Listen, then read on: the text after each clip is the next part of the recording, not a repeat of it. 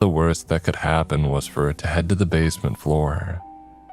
In that event, all I had to do was get off and take the stairs up, because I sure wasn't going to stick around on a broken elevator. But when I saw the numbers on the display continue to go down, rocket past the basement and reach negative numbers, I gradually realized that something was terribly wrong. Staring at the display with wide eyes, I felt shock and fear mix within me. I then began to wonder if it was some kind of computer glitch. It seemed like the logical reason, because I was sure that elevators were not meant to display negative numbers. But it couldn't be just a glitch. I could feel the elevator continue its descent, going down and down, to floors that I didn't even know existed in the building. I wondered how this was even possible. Wasn't the basement floor supposed to be the last one? Were there other floors that weren't listed here? This worried me a lot, and I could feel the panic within me rise. Where was it going? How was it even possible? These thoughts bombarded my mind as I watched the display tell me that I was in the negative 88th floor. Scared, I pressed the emergency button, but to no avail. It remained silent, giving no alarm to the current situation that I was in. Frustrated, I pushed it again. Once more, it gave no reaction. Realizing that it was useless to try and make it work, I quickly decided to press the button for the emergency phone, but that too failed. Instead of connecting me to someone who could help me, it just remained silent, almost mocking me as I stood there and continuously pressed it. Slamming my hands on the control panel, I let out an angry growl as I realized nothing in this elevator was working properly. Suddenly feeling desperate, I decided to grab my phone, hoping to call a friend who might inform the building's management about my predicament. However, as I stared at the device, I felt my heart drop upon seeing that there was no signal. However, despite what my phone was telling me, I still dared try to call, but the result was predictable.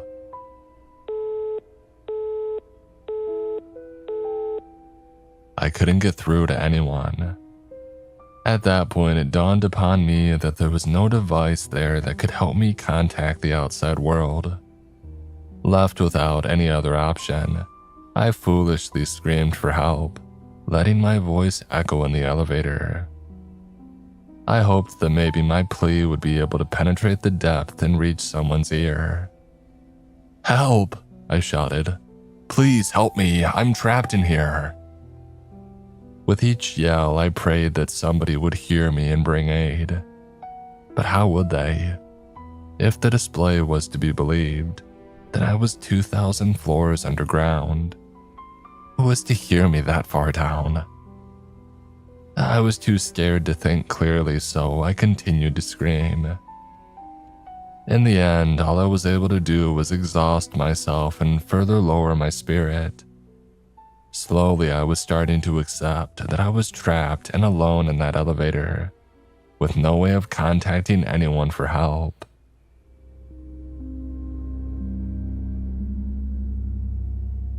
With dread, I slowly glanced at the elevator display to see that I was already at the negative 2,500th floor.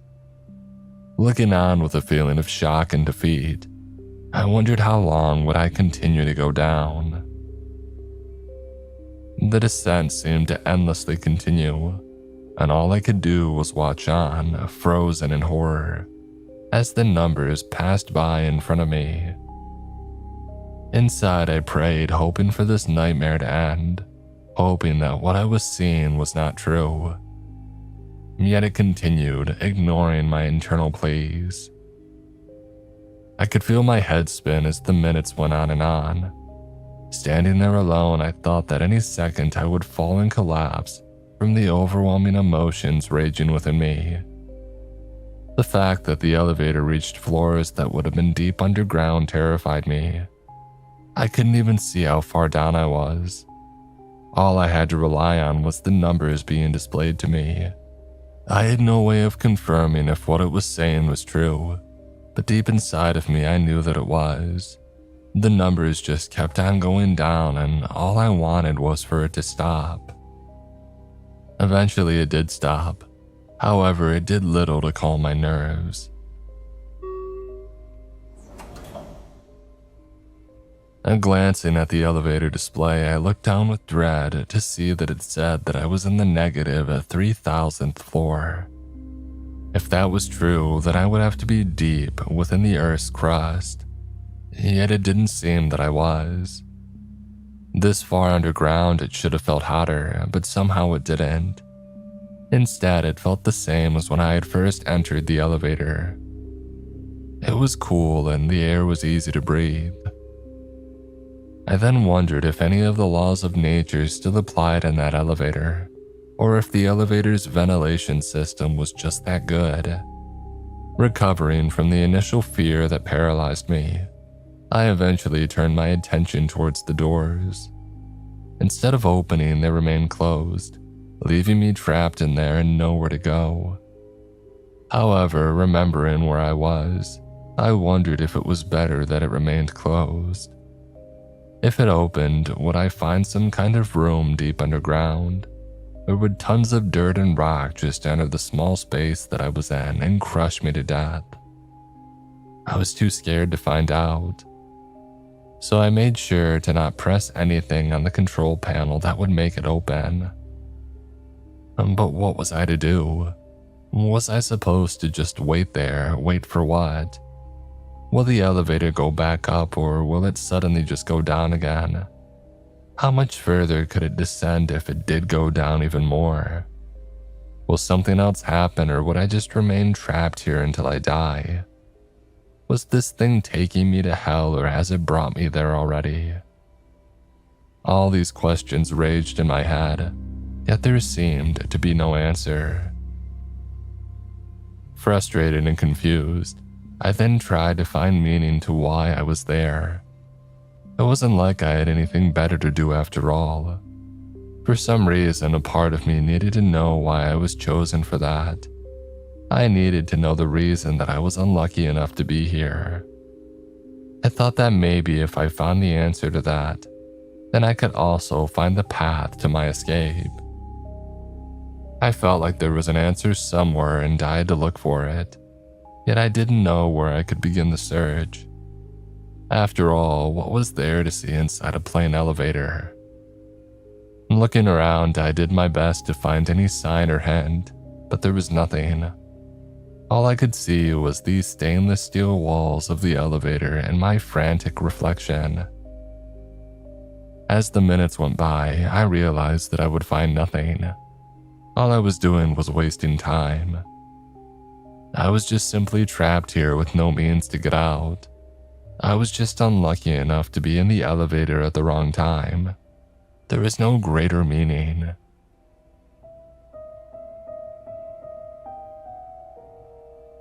Feeling defeated, I then slumped on the wall and I allowed myself to slide down until I was sitting on the floor. Then, as I felt a wave of sadness hit me, I buried my face in my hands and I began to sob. Never in my life had I expected something like this to happen to me. How could have anyone predicted such a cruel thing to happen to them? I didn't know why I was here or who chose me to be the victim of this cruel game. All I knew was that I was trapped here, wherever this elevator ended up at. For the next few moments, I remained like that, frightened and feeling sorry for myself. However, eventually my sorrow had turned into frustration, as I felt that I was cheated on by life and left abandoned. Deep inside, it felt like I won some kind of cosmic lottery, and I had been awarded with the prize of torment. Feeling the frustration overcome me, I ended up clenching my fist before looking up at the ceiling. As I stared up, I wondered if there was somebody out there looking down at me, as if an unknown being that had allowed me to be in this situation was watching me like I was a rat in an experiment. Thinking of that furthered the frustration in me. as I gazed with a foul expression. Unable to keep it in me any longer, I suddenly let out a curse, screaming to the top of my lungs. The frustration was too much, and it soon turned into full-blown anger. "Come on," I shouted as I felt my blood boil. "Why? Why me?" Allowing the anger to get the best of me, I started to lose control and began throwing a fit in the elevator. My anger was mainly directed at the entity, or the trick of fate that had allowed me to be trapped here. Out of all the people in the world, they chose me. I wanted them to know that I was displeased by their decision. "To whoever is listening, screw you," I yelled. "Let me out of here, I don't deserve this. You hear me? Bring me back up, but listen to me." Of course, I was met with no reply. Nobody responded or gave a hint that I was being heard.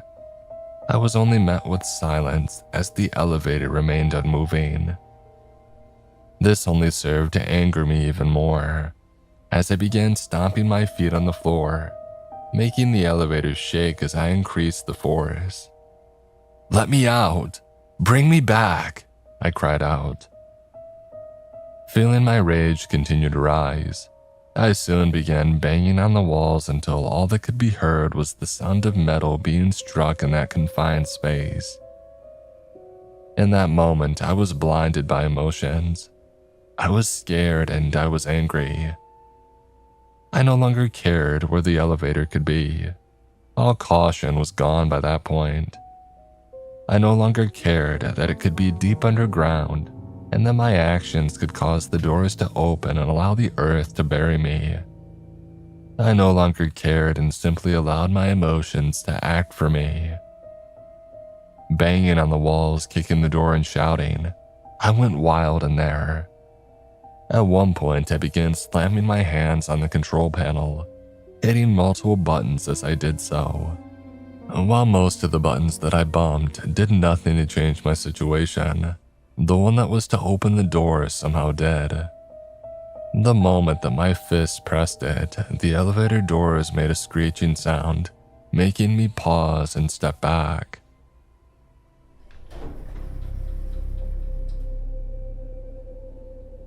Turning my attention to the door, I watched with surprise and apprehension as it slowly parted and it opened. However, instead of a mountain of dirt and rock pouring in, what I saw confused me. As my anger subsided, I backed away and I stared at what the door revealed. Right there in front of me was a rough concrete wall with a small rectangular opening at its center. Relieved that I wasn't going to be buried to death, but still cautious at the strange sight in front of me, I kept my distance and I stayed at one corner of the elevator, keeping my eyes intently at the small opening. I did my best to prepare myself for anything that might happen. I feared that at any moment something would come crawling out of that opening. I was terrified as I stood there. I knew that if something did come out, I wondered what I was supposed to do. I had nothing to fight with aside from my fist. If something did come out, I would be helpless against it.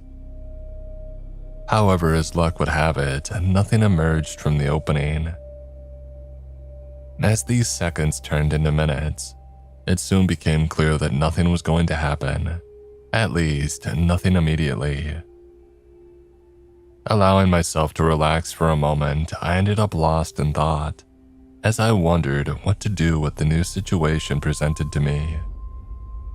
As I studied the opening from a distance, I couldn't help but entertain the idea that it may be the key to my escape.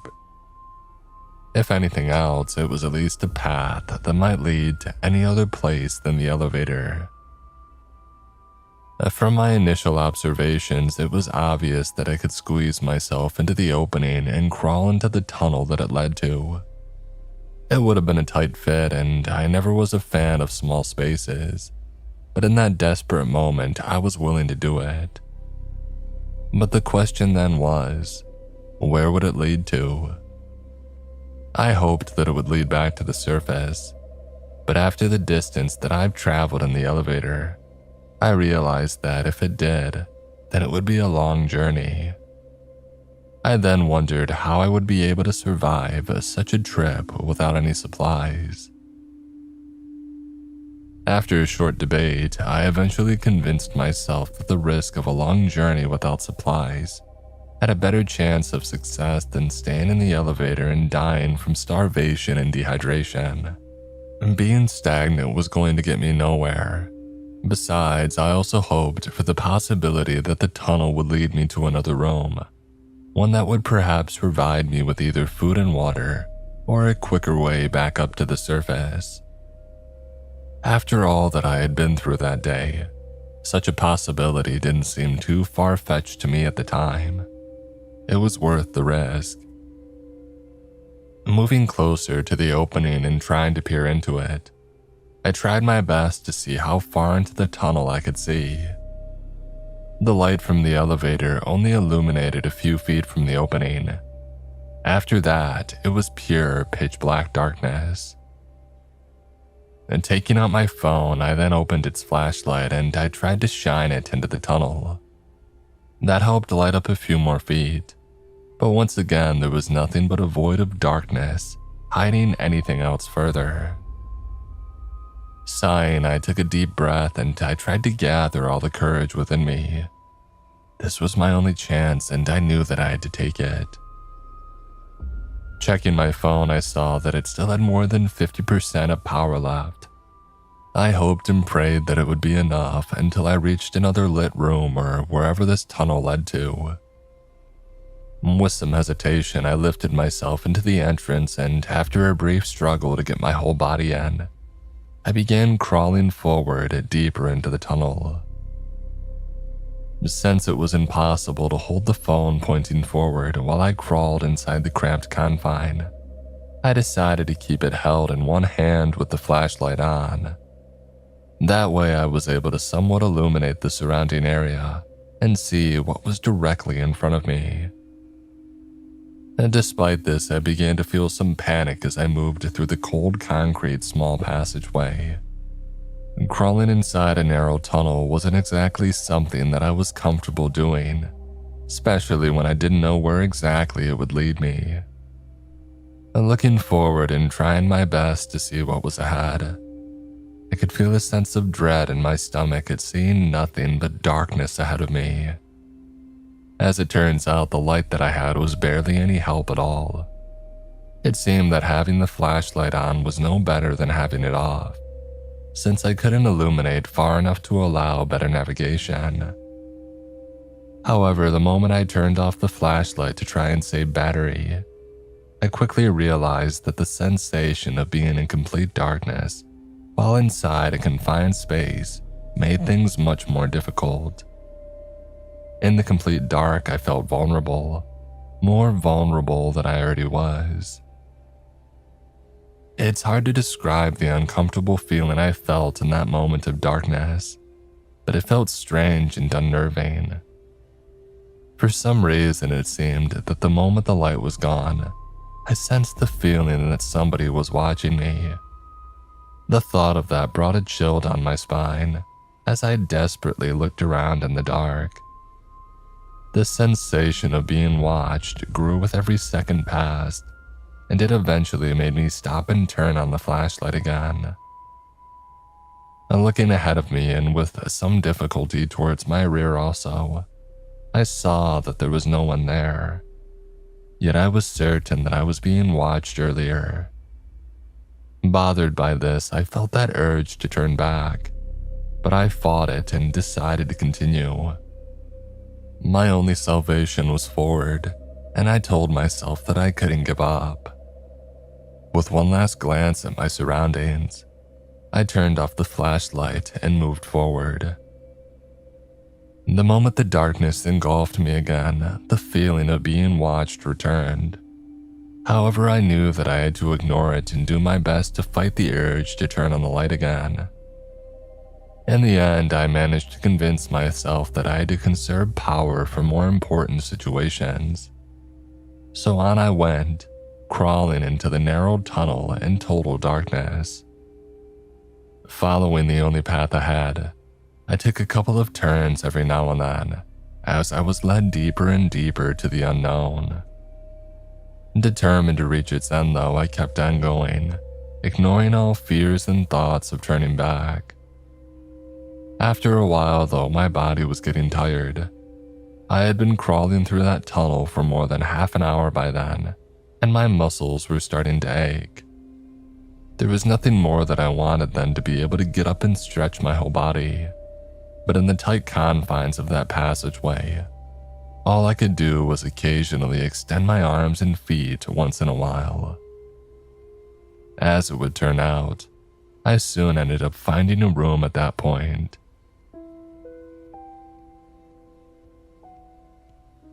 Initially, due to the constant darkness, I didn't know that I was approaching an end to the tunnel. It was only when I put my hand forward and felt no concrete bottom ahead of me did I realize that I finally encountered an opening that led to a larger space. And turning on the flashlight to better see what I found, I was surprised to see a fairly large room, big enough for me to stand in. But it wasn't the size of the room that attracted my attention. Instead, it was what the room was made of that drew my interest. The walls, the ceiling, and the floor were not made out of concrete. They weren't made out of wood, steel, or any common material either. Instead, they were made out of a fleshy-like material, not too far off from human skin, with hair follicles protruding out of them. Seeing this unnerved me, but I couldn't keep my eyes off of it. Shocked and transfixed, I stared at each corner of the room and soon noticed that it was expanding and contracting with each second, as if it was breathing. It made me wonder if the room was alive. The sight of large walls of flesh breathing was strange and frightening. It wasn't natural and it shouldn't exist. The thought of such a thing existing made me wonder what else I would find in here. For a moment, I contemplated what to do. I wasn't sure if the room was safe, especially since it was clearly alive. I didn't want to go into it and explore. However, no sooner after thinking that, I noticed that there was something else on the other side of the room. Shining my light there, I couldn't help but feel excitement suddenly hit me as I realized there was another opening there, another path that I could take. This left me with no other option than to get in the room, quickly cross it, and get into that tunnel. Luckily for me, the distance to the other opening was only around 10 feet. Not trusting the room, I decided that I was going to make a quick sprint to the other side and up into the other entrance. There was no telling what the room did the moment that I stepped into it, but such a living room can't possibly be friendly to intruders. And due to the narrowness of the tunnel that I was initially in, I found it difficult to maneuver myself to get out. Because of that, I went into the room head first, with my arms shielding my head as I crawled out and fell down on the floor. As I landed, I felt my body hit a good number of the protruding hair follicles. This seemed to cause the room to react, as I suddenly felt everything shake around me. And like I feared, the room wasn't very fond of me. Getting up, I looked around and saw that the walls were expanding and contracting faster than they had been before. At that moment, I was tempted to pull myself back up and get back into the tunnel that I had just left. But I managed to think clearly and control my fear long enough to realize that to go back, it would result in me being trapped in there forever. There was no more place to go in that tunnel and I would just end up back in the elevator. My only salvation was making it across the room to the other side. Moving towards it, I felt the shaking around me intensify as I went. Allowing myself to look around the room, I saw with great horror that the walls and ceiling were expanding before closing in on me. This encouraged me to go even faster, which was hard when the room around me was constantly shaking. I ended up tripping a couple of times as I went, crawling for a few seconds before getting up again. Luckily, I soon reached the wall where the opening was and wasted no time trying to get in. Placing my phone in first so that it would provide me with light, I then lifted myself up and got into the tunnel. Doing my best to glance behind me once I was inside, I managed to see the walls expand more and more until I could no longer see the room from the opening. All that was left was a wall of flesh that blocked the entrance.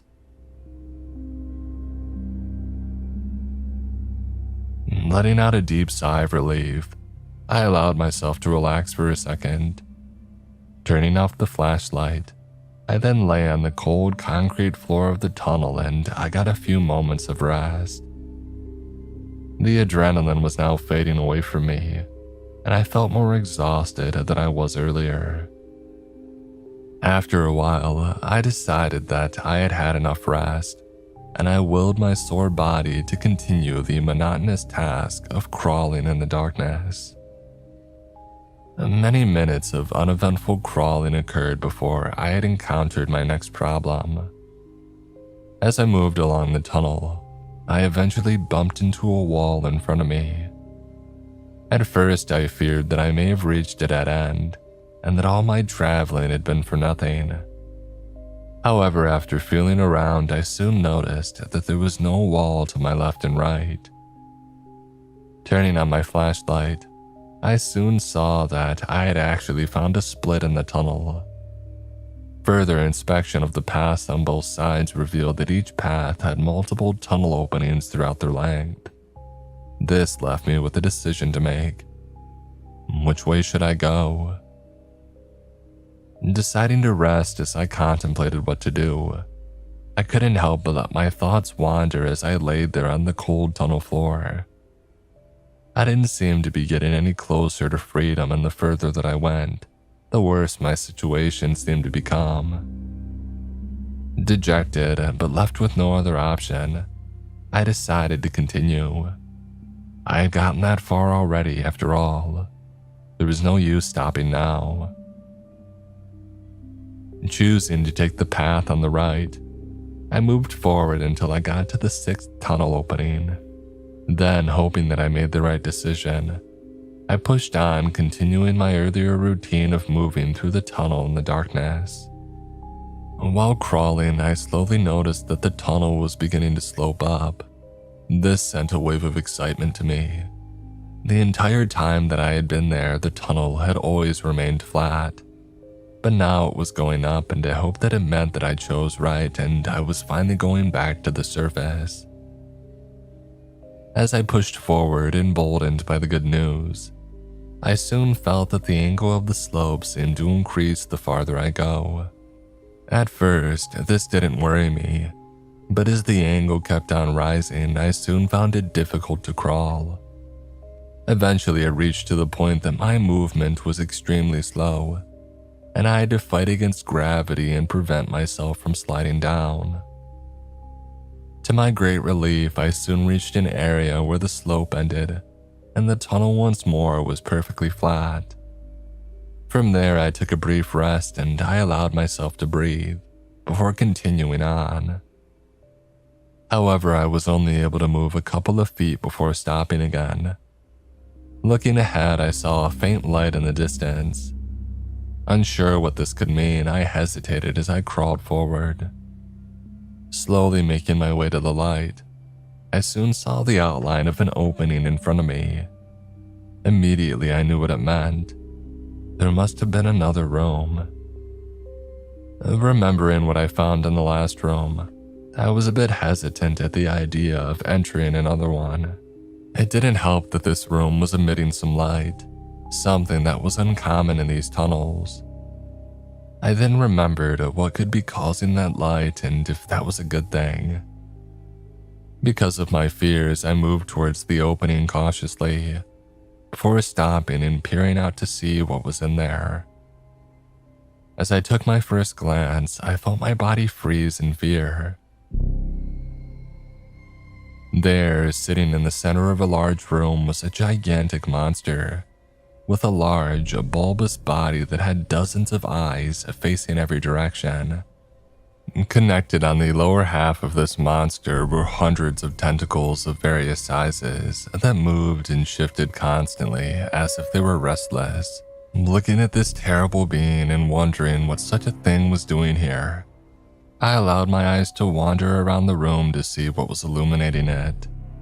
To my surprise, I saw hundreds of monitors lining the walls, each one depicting some kind of video. Briefly looking back to the monster before turning my attention back to the monitors, I soon realized that its multiple eyes were watching these monitors. Focusing on one of the monitors, it showed footage of a man sitting behind a study table.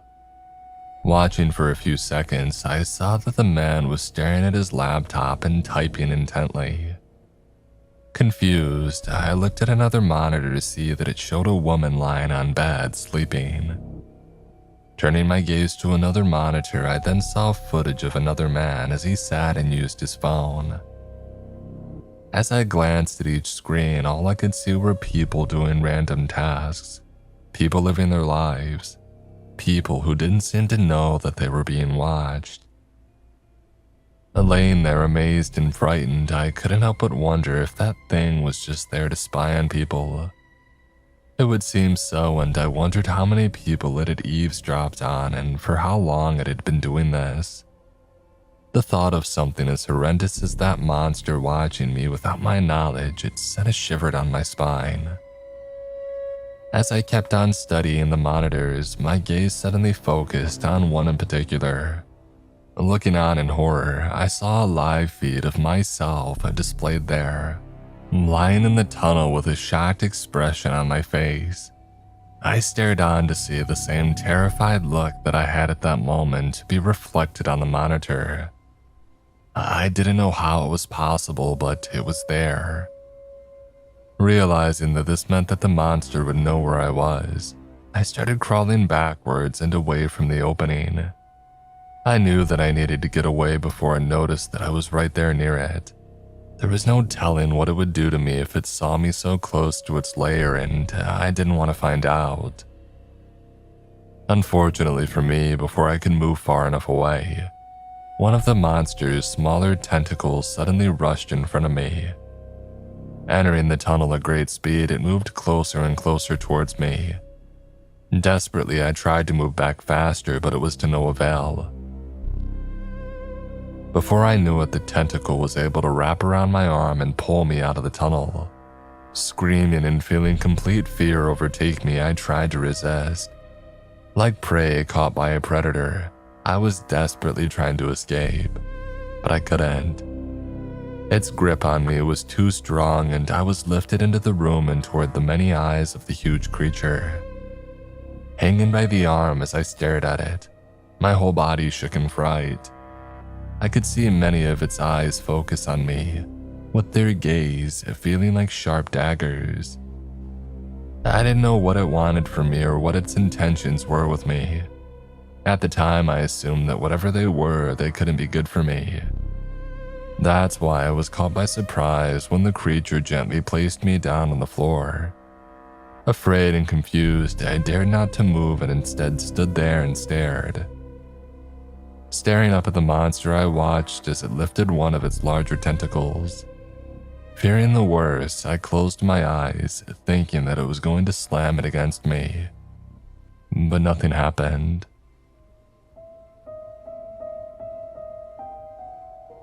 And daring to open my eyes, I looked back up at the monster to see that it held the tentacle out, extending it towards the other side of the room. Following its tentacle, I soon noticed that it was pointing towards a tunnel opening on the other side of the room. Staring back at it, I saw a couple of its eyes look at me before glancing towards the opening. Hesitantly, I moved towards where it was pointing, wondering if it was some sort of trick. I was afraid that it would suddenly attack me once my guard was down, But then I thought, why would it? It was clearly stronger than me and it could easily crush me without any effort. It didn't need me to lower my guard. So what did it mean? Was it playing with me or giving me a false sense of hope? Did it like to toy with its victims? Unsure and desperate to get out of there, I gave up on finding answers and soon started running towards the new tunnel opening. Moving as quickly as I could, I was soon standing by the entrance. And daring to look back, I turned my head towards the monster and saw that it remained where it was, although many of its eyes were staring at me. And then to my shock, I saw teeth appear. Sharp, huge, and white. Its teeth revealed themselves to me as it did its best to form a smile. Seeing this made my heart drop, and I couldn't tell if it was a friendly gesture or a threatening one. Shaken by what I saw, I quickly entered the tunnel and began crawling forward as far as I could. For a moment, I considered why the creature pointed me here. Was it all a trap? Will this tunnel lead me to my death? I wasn't sure, but I kept on going. During that time, anywhere seemed better than staying in that room with that monster. I kept on going for a few more minutes, only taking short breaks to catch my breath before moving on again. And during these breaks, I would check my phone, trying to see if I was getting any signal. But there was none, so I just continued to crawl. And by that point, I was completely exhausted, both physically and emotionally. This whole journey had taken its toll on me, and all I wanted was for it to end. Eventually, I began to see a light in the distance once more, this time brighter than the one earlier.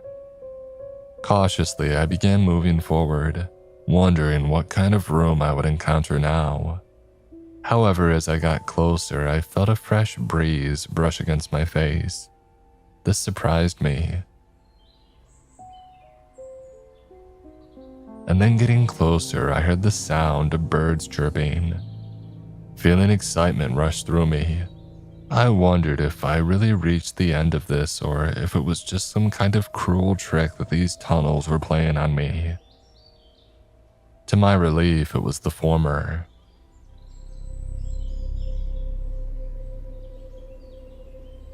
Reaching the opening, I was momentarily blinded by the brightness that I saw outside.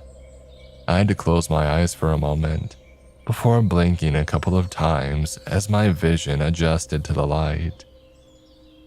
After spending so much time in the dark, seeing sunlight felt different. Despite this, I had a wide smile on my face as I slid out of the tunnel and landed on the soft grass. And grabbing the grass with my hands and burying my face on it, I cheered and laughed. I had escaped. Looking up, I saw the blue sky above me. For a moment, I was confused. Last time I checked my phone, it told me that it was still supposed to be night. So why was the sun out? Only a few hours had passed by since I last checked it. It couldn't be. At least it didn't feel like it. Eventually, ignoring this anomaly, I got up and dusted myself off. Looking around to find out where I was, I suddenly frowned when I noticed that the tunnel that I had exited from was gone. It seemed to have just disappeared, as I stood in the middle of an empty field alone. Shaking my head and giving up trying to understand the tunnels, I then tried to find out where I was. Looking at the distance, I was happy to see that my city was only a few miles away. Laughing, I let out a smile of relief knowing that I had escaped. As I walked away from that field and tried to figure out a way back home, I made a pledge to myself to never take the elevator again.